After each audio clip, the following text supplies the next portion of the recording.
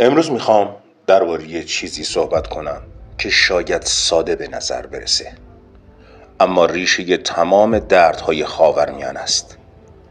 وجدان اسرائیل. سالهاست جهانیان شاهد صحنه‌هایی هستند که قلب هر انسانی رو به لرزه میاندازه.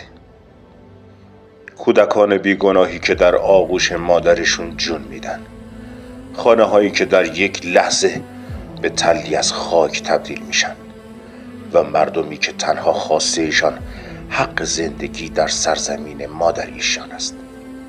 اما پرسش اصلی اینجاست: اسرائیل کجای این معادله وجدان انسانی ایستاده؟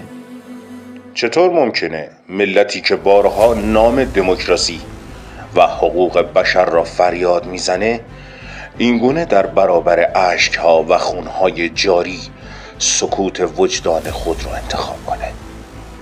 وجدان صدای درونی انسانه، چیزی که به ما یاد میده بین ظلم و عدالت، بین دروغ و حقیقت راه درست رو بشناسیم. امروز دنیا شاهده که هر بمبی که بر سر کودکی در غزه فرود میاد سندی بر مرگ وجدان اسرائیله. هر خانه ای که ویران میشه نشون میده که در آن سوی دیوار قلبی برای شنیدن صدای عدالت باقی نمونده. اما وجدان چیزی نیست که با رسانه ها یا سلاح ها برای همیشه خاموش شه.